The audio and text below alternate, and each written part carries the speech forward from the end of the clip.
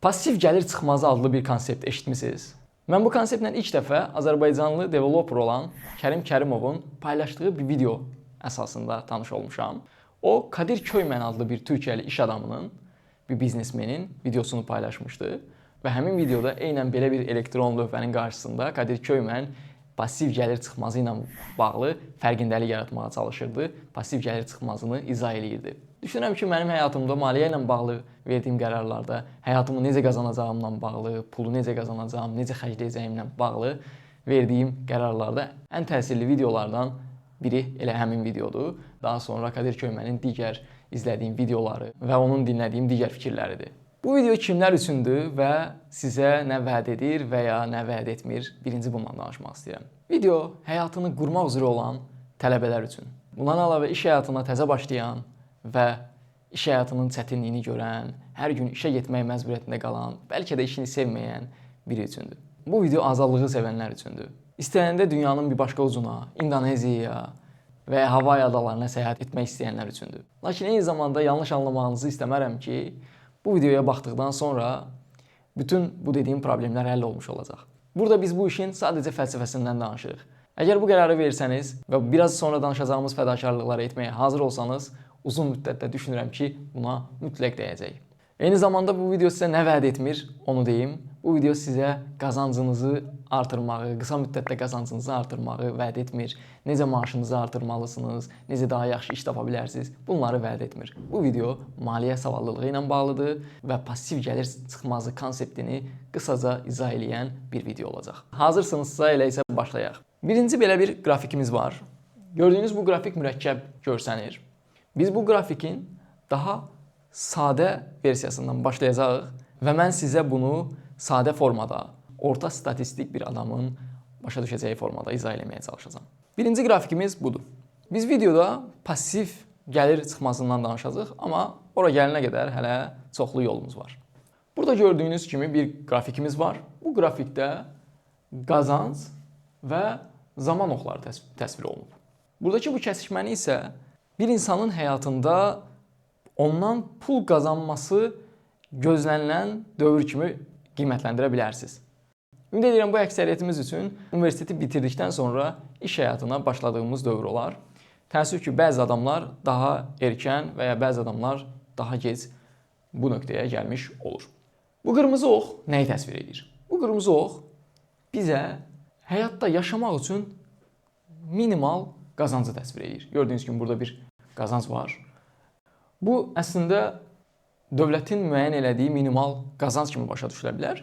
Amma biz bu videoda minimal qazancdan yox, daha çox yaşamaq üçün bir insanın, orta statistik bir insanın və ya sizin yaşamağınız üçün olan minimal qazancı təsvir etmək istəyirik.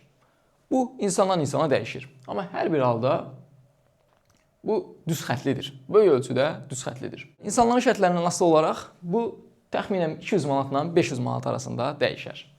Təbii ki, bunun zamanla müəyyən qədər artdığını və ya azaldığını da deyə bilərik. Lakin biz burada ümumiyyətlə bəzi anlayışları daha rahat başa düşmək üçün sadələşdirəcəyik. Misal üçün, bu ox bəlkə də bu formada olardı. Lakin biz bunu sadələşdirmişik və düz xətli formaya gətirmişik. Buna nə aiddir? Buna aiddir, misal üçün, ərzağımız, yaşadığımız yerin kirayə ödənişi və ya ailəmizlə yaşayırıqsa, aylıq olaraq ailənin büdcəsinə etməli olduğumuz o müəyyən qədər dəstək, bunları aid edə bilərsiniz. Növbəti slaydımızda isə biz maaşı təsvir etmişik. Yəni bu gördüyünüz artım maaşdır. Nəzər yetirsək, həqiqətən də maaş eynən bu formada artır. Yəni biz başlanğıcda müəyyən qədər qazanırıq. Misal üçün ailəmizdən o arada qalan hissəni dəstək də almış ola bilərdik. Hər bir halda bir yerdən başlayırıq maaş almağa və bu maaş müəyyən müddətdən bir, ümid eləyək ki, 6 aydan, 1 ildən bir bu formada artır. Və biz zamanla daha çox qazanmağa başlayırıq. Növbəti slaydımızda isə belə bir kvadratik artım təsvir olunub. Bu isə pasiv gəliri təmsil edir. Yəni, necə ki maaşımız müəyyən bir hissədən başlayır və zamanla artırsa və bu artımlar adətən müəyyən qədər sabit artımlar olursa, məsələn biz 300 manat maaş alırdıq, bir müddətdən sonra bu 300 oldu 500, bir müddətdən sonra oldu 1000, 2000, 3000 manat. Bu formada arta-arta müəyyən dövrdən bir sabit olaraq arta-arta davam edir. Lakin pasiv gəlir artımı biraz fərqlidir. Gördüyünüz kimi pasiv gəlir sıfırdan başlayır. Biz indi burada qazanc oxundan danışdığımıza görə investisiyanı nəzərə almamışıq və sıfırdan başlayır. Amma əslində pasiv gəlir bir növ mənfidən də başlayır deyə bilərik. İndi bütün tipli pasiv gəlirlərə aid deyil, amma adətən pasiv gəlir qazanmaq üçün başlanğıcda müəyyən qədər fədakarlıq etmək lazım olur, müəyyən qədər investisiya etmək lazım olur. Hər bir halda başladıqdan sonra gördüyünüz kimi çox sürətli bir formada artıb və hətta uzun müddətdə bizim həyatımızın sonuna doğru, karyeramızda ən dəyərli olduğumuz vaxta nisbətdə belə daha çox qazandığını görürsünüz. Və artım sürəti maaş tipli deyil, fərqli bir tipdir. Çox daha yüksək sürətlə artır. Bəs bu niyə belə olur?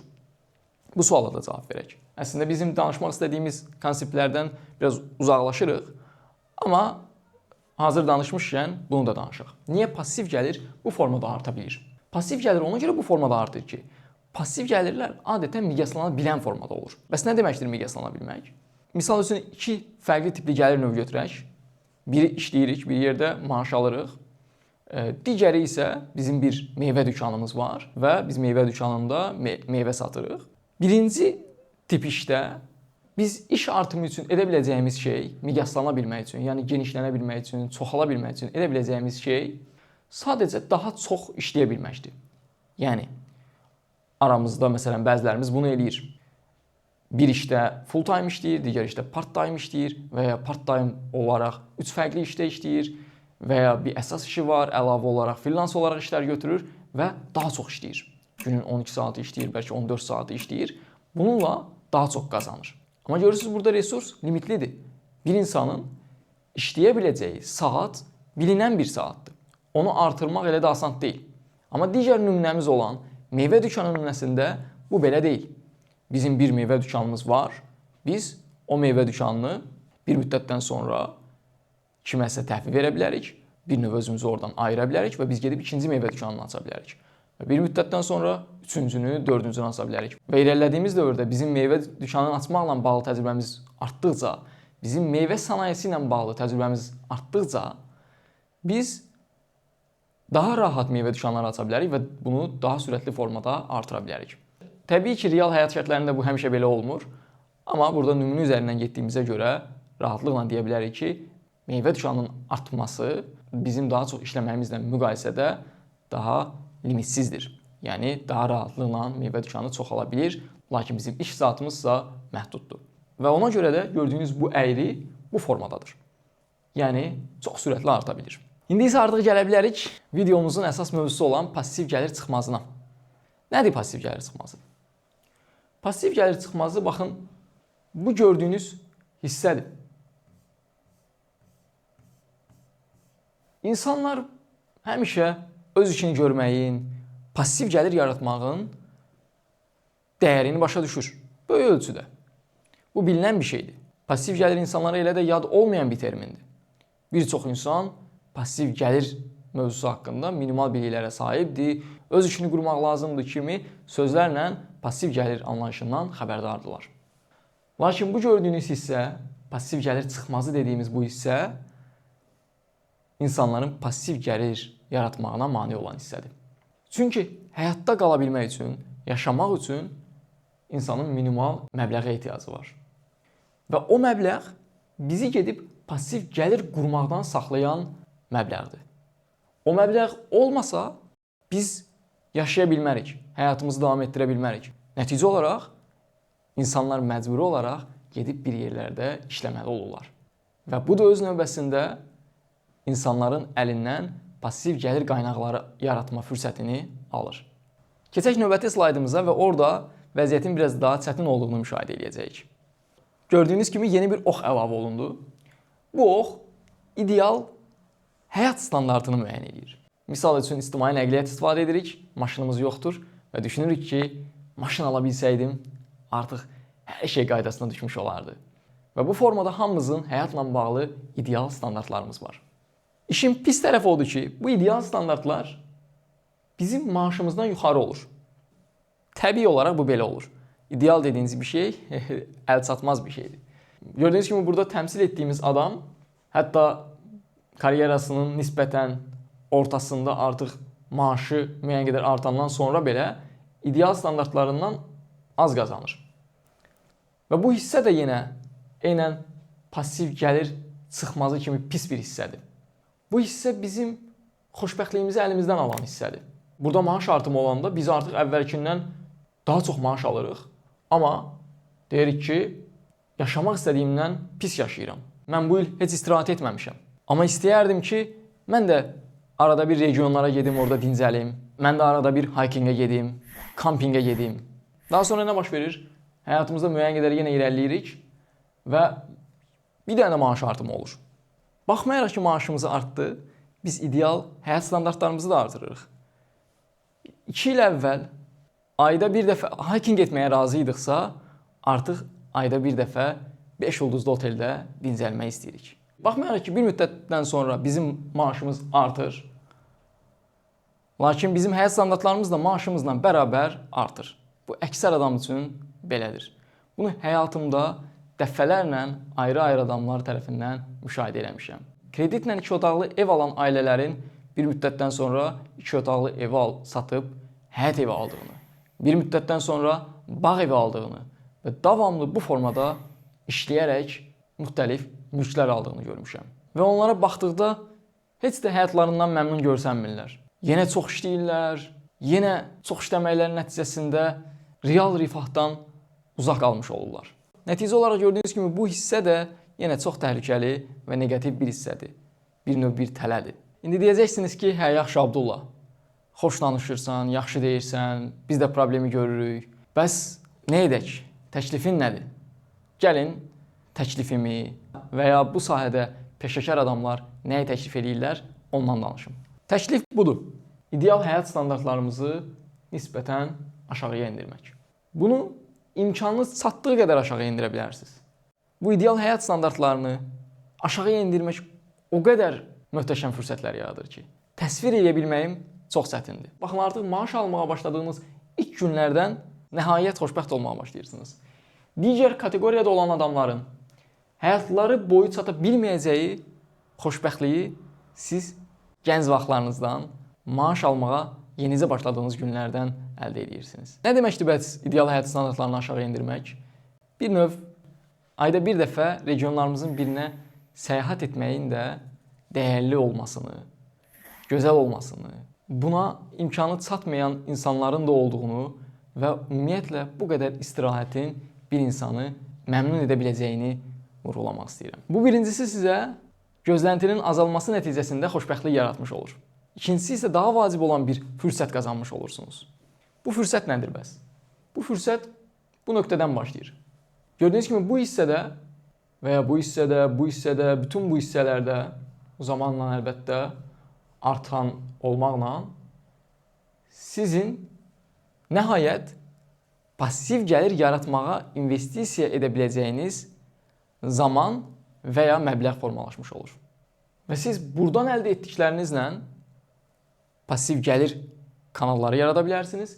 Uzun müddətdə bir növ həm bir tərəfdən maaş gəlirləri, digər tərəfdən isə pasiv gəlirlə birlikdə siz həyat standartlarınızı daha sürətli formada daha yuxarıya qaldıra bilərsiniz. Nəticə olaraq siz maaşınızla ayda bir dəfə regiona gedərkən bir müddətdən sonra pasiv gəlirlə artıq ayda 3 dəfə regiona gedə bilərsiniz və ya istədiyiniz telefonu, istədiyiniz maaşı daha tez bir müddətdə ala bilərsiniz. Çatdırmaq istədiyim əsas fikirlərdən biri bu idi. Bu əksəriyyətimiz üçün uyğun bir hədəfdir. Çünki burada fədakarlığın dərəcəsi elə də yüksək deyil. Bir çox insan bizim bu etdiyimiz fədakarlıqdan onsuz da daha aşağı standartlarla yaşayır. Bunu bu maaş artımı yaşayan insanlar daha yaxşı bilir. Və ya bilmirlər, amma bilməlidirlər. Çünki onlar idilər elə 1 il əvvəl, 2 il əvvəl o daha az maaşla yaşayan. Lakin əksəriyyətimiz burada təəssüf ki, tələyə düşürük. Birdən-birə köhnə günləri unudur və yeni alışqanlıqlar qazanmağa başlayırıq. İstifadə etdiyimiz məhsulları dəyişirik, getdiyimiz idman zalını dəyişirik və bununla daima standartlarımızı artırırıq. Lakin biz artıq öyrəndik və fərqindəyik ki, bu heç də yaxşı bir şey deyil.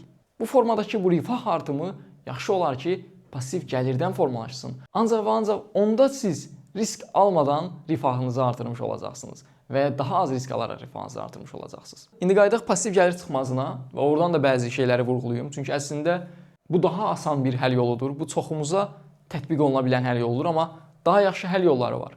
Gənckən, gözləntilərimiz yüksək deyilkən, ətrafın bizimlə bağlı, ailəmizin bizimlə bağlı olan gözləntiləri yüksək deyilkən, bizim əslində daha çox fürsətimiz var. O günləri daha yaxşı dəyərləndirməliyik. Baxın, tələbəlik illərində ailəmiz bizi dəstəkləyir və bizim heç minimal qazanca da ehtiyacımız olmur.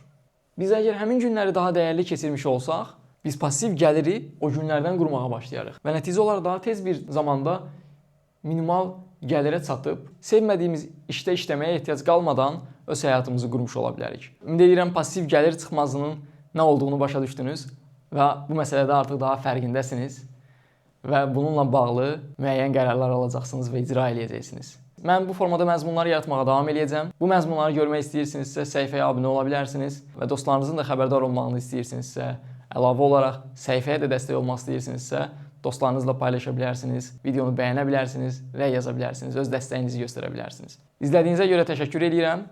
Növbəti videolarda görüşənədək. Sağ olun, sağlıqla qalın.